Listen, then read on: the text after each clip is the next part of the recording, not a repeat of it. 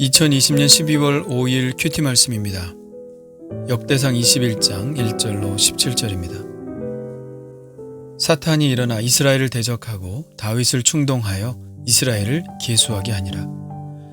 다윗이 요압과 백성의 지도자들에게 이르되 너희는 가서 브엘세바에서부터 단까지 이스라엘을 계수하고 돌아와 내게 보고하여 그 수요를 알게 하라 하니 요압이 아뢰되 여호와께서 그 백성을 지금보다 100배나 더하시기를 원하나이다.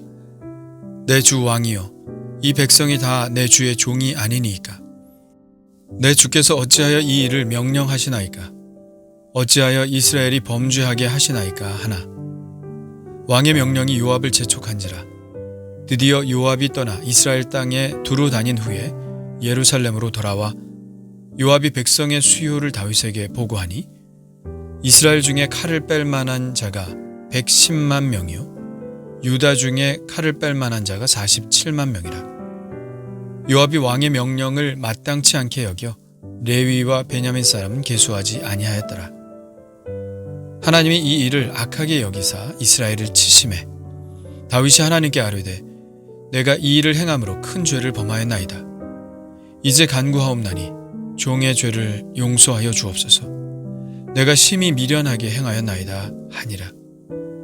여호와께서 다윗의 선견자 갓에게 말씀하여 이르시되 가서 다윗에게 말하여 이르기를 여호와의 말씀이 내가 네게 세 가지를 내어 놓으리니 그 중에서 하나를 내가 택하라.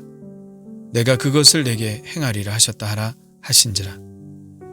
갓이 다윗에게 나아가 그에게 말하되 여호와의 말씀이 너는 마음대로 택하라. 혹 3년 기근이든지 혹 내가 석 달을 적군에게 패하여 적군의 칼에 쫓길 일이든지 혹 여호와의 칼 곧 전염병이 사흘 동안 이 땅에 유행하며 여호와의 천사가 이스라엘 온 지경을 멸할 일이든지 라고 하셨나니 내가 무슨 말로 나를 보내신 이에게 대답할지를 결정하소서 하니 다윗이 갓에게 이르되 내가 곤경에 빠졌도다. 여호와께서는 긍휼이 심히 크시니 내가 그의 손에 빠지고 사람의 손에 빠지지 아니하기를 원하나이다 하는지라. 이에 여호와께서 이스라엘 백성에게 전염병을 내리심에 이스라엘 백성 중에서 죽은 자가 7만 명이었더라. 하나님이 예루살렘을 멸하러 천사를 보내셨더니 천사가 멸하려 할 때 여호와께서 보시고 이 재앙 내림을 뉘우치사 멸하는 천사에게 이르시되 족하다. 이제는 내 손을 거두라 하시니 그때 여호와의 천사가 여부수 사람 오르난의 타작마당 곁에 선지라.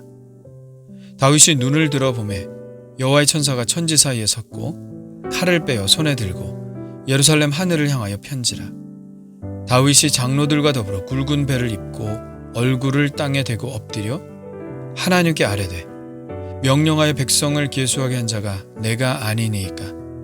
범죄하고 악을 행한 자는 곧 나이니이다.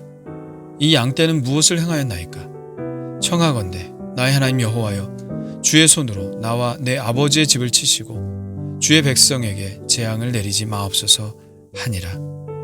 아멘. 오늘 이야기도 다윗의 어두운 부분에 관한 이야기입니다. 역대기사가는 다윗의 어두운 부분은 가능하면 소개하고 있지 않은데 오늘 이야기를 하지 않을 수 없는 것은 그 이야기가 성전 건축과 매우 긴밀한 연관성을 가지고 있기 때문입니다. 처음부터 어두운 단어로 시작하고 있죠. 1절 사탄이 일어나 이스라엘을 대적하고 다윗을 충동하여 이스라엘을 계수하게 하니라. 사탄이 다윗을 충동했다고 말씀하고 있습니다. 그런데 사무엘 하에는 좀 다르게 나오죠. 사무엘 하 24장 1절입니다. 여호와께서 다시 이스라엘을 향하여 진노하사 그들을 치시려고 다윗을 격동시키사 가서 이스라엘과 유다의 인구를 조사하게 하신지라. 역대상에서는 사탄이 다윗을 충동했다고 하고 있고 사무엘 하에서는 하나님이 다윗을 격동시키셨다고 말씀하고 있습니다. 과연 어떤 말씀이 맞는 말씀일까요?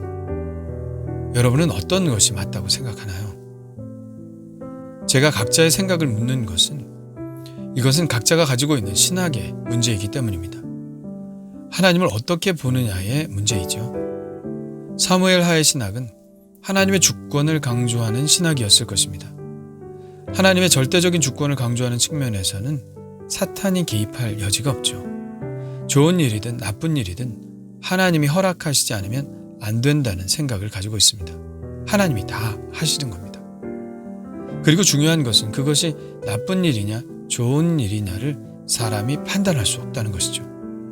그것은 하나님의 자유로운 선택에 달린 문제이니까요. 절대 주권자 하나님의 자유로운 선택에 대해서 사람은 이러쿵저러쿵 이야기할 수 없습니다. 하나님이 출애굽 당시 애굽의 바로 왕의 마음을 강팍하게 하셨다고 기록된 것도 이런 신학에서 나온 것이고요. 이사야나 예레미야나 바울이 썼던 토기장이의 비유도 이런 신학과 맥을 같이 하고 있습니다. 이런 말씀이죠. 토기장이가 진흙 한 덩이로 하나는 귀 있을 그릇을 하나는 천 있을 그릇을 만들 권한이 없느냐. 하나님의 절대 주권, 주권자의 자유로운 선택, 그것에 대해서 옳으니 그르니 토를 달 수 없고 그냥 받아들여야 한다는 것입니다. 이 신학의 맹점은 모든 것이 하나님이 하신 일이니 사람이 책임질 일이 별로 없다는 것입니다. 죄까지도 말이죠. 죄를 충동하시는 것도 바로 하나님이시니까요. 그런데 또 반대쪽에 있는 신학도 있습니다. 불행이라든지 악이라든지 하는 부정적인 것들은 하나님에게서 나올 수가 없다는 것이죠. 하나님은 선하시니까. 그런 악한 일들은 하나님이 계획하시는 것이 아니라 하나님을 대적하는 사탄에게서 나온 것이라는 것입니다. 욥기에 보면 욥의 그 처참한 불행은 하나님께서 그렇게 하신 것이 아닙니다.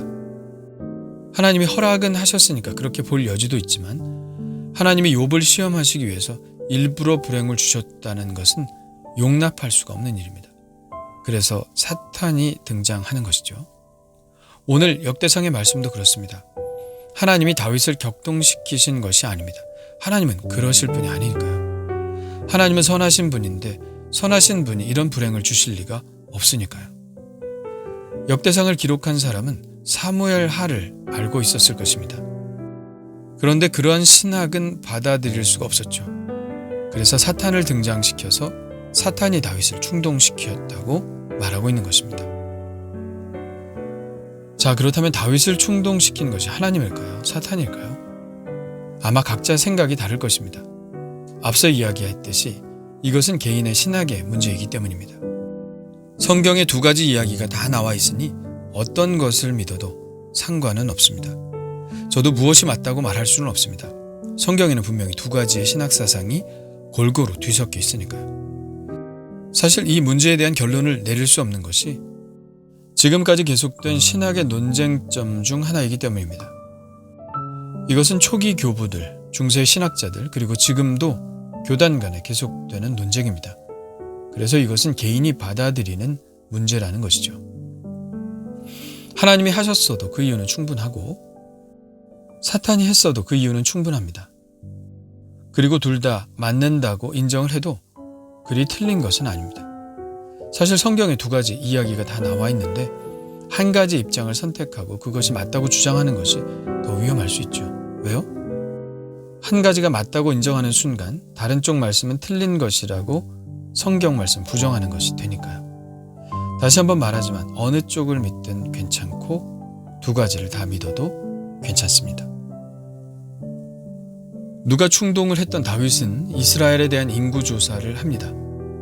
그런데 요압은 이 인구조사에 대해서 매우 부정적인 입장을 밝히고 있죠. 이렇게 말합니다. 요압이 아뢰되 여호와께서 그 백성을 지금보다 100배나 더하시기를 원하나이다. 내 주 왕이여, 이 백성이 다 내 주의 종이 아니니까. 내 주께서 어찌하여 이 일을 명령하시나이까? 어찌하여 이스라엘이 범죄하게 하시나이까? 하나.